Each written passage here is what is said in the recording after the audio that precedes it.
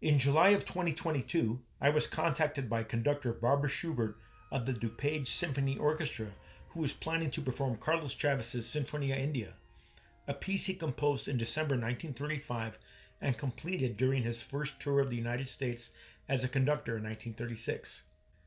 It is one of the first of many compositions composed for symphony orchestra and indigenous instruments of Mexico by a Mexican composer. The piece was premiered under Chavez's direction in a radio performance by the Columbia Broadcasting Orchestra on July 23, 1936 in New York City, and given its first concert performance by the Boston Symphony Orchestra, also conducted by Chavez, on April 10, 1936. And the Mexican premiere took place in Mexico City on July 31, 1936, under the baton of conductor Nicholas Slanimsky. Conductor Schubert heard a YouTube of a previous performance by the UCLA Symphony in Los Angeles, which was conducted by student conductor Bruno Nascimento under the tutelage of conductor Neil Stolberg. This piece was played twice that evening, first with the substitute Western instruments, which is how most audiences have experienced this piece, and again with the indigenous instruments of Mesoamerica and Mexico. This was done at the suggestion of conductor Neil Stolberg of UCLA, who wanted the audience to experience the resonance of the composition with substitute Western instruments, followed by the resonance of the composition played with the indigenous instruments back to back, which has never been done prior to that performance.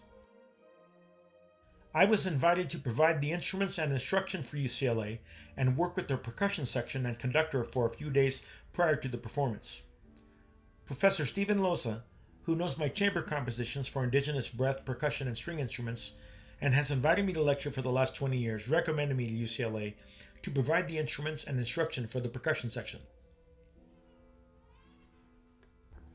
The actual indigenous instruments sound very different from what people are used to hearing, and the first time I worked with an orchestra in 2005, the conductor actually stopped the orchestra, as the sound was so very different than what he had experienced in 8 previous performances of Sinfonia India.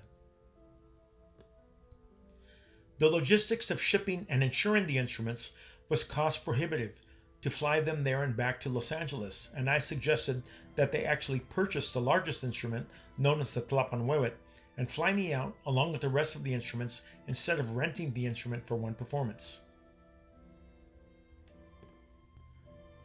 At most universities, you can study the instruments and music from various countries, including Africa, China, India, Japan, the Near, Middle, and Far East, and Latin America. But as of yet, there is currently no university in the United States where you can study the instruments and music of Mesoamerica. The indigenous percussion instruments do not respond the way modern drums respond. They have no tuning mechanism or tension rods like a modern drum, and the skins are actual skins of either cow, deer, elk, or drums made from tree stumps. And one of the yaqui drums has to be played sideways and held with one hand and played with a stick in the other in order to get the sound out of that instrument. The skins on these drums have little to no stick rebound, so the stick does not bounce off the head.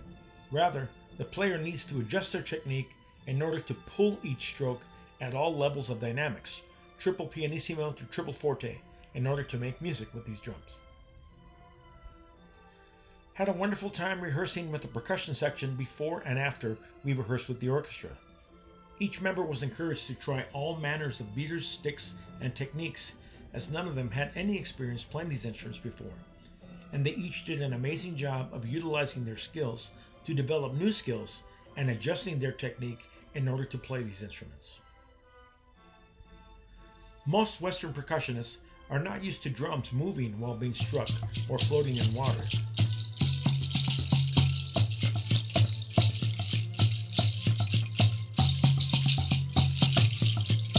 Or holding the drum with one hand and playing it with a stick in the other.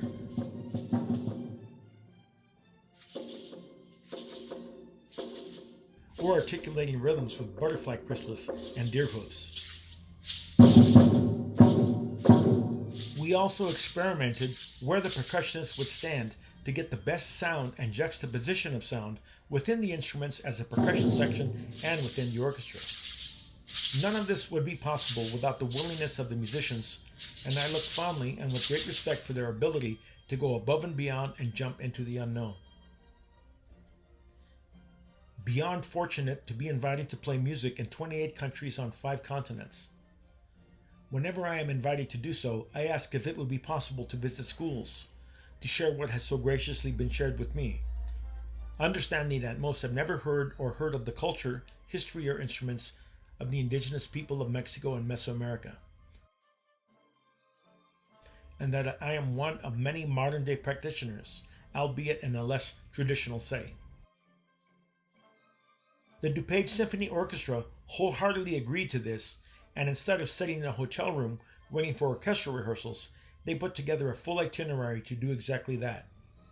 We ended up doing 4 orchestral and sectional rehearsals, 2 pre-concert lectures, and 10 presentations for schools over a 5-day period.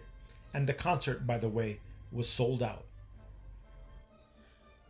Special thanks to conductor Barbara Schubert, principal percussionist William Jastrow for all the behind-the-scenes legwork and logistics. The percussion section, Jim Bond Harris, Robert Botwinski, Matthew Janis, Ryan Michel, William Jastrow, and Christopher Dandalos. The musicians of the orchestra, General Manager Amber Broderick, the schools I visited, their students, administrators, faculty, and staff, and the community which continues to support the Dupage Symphony Orchestra. Thanks to the Creator, my familia, and my mentors, musical and beyond. Aquí y ahora, here and now. Just like music, just like life. Viva la vida.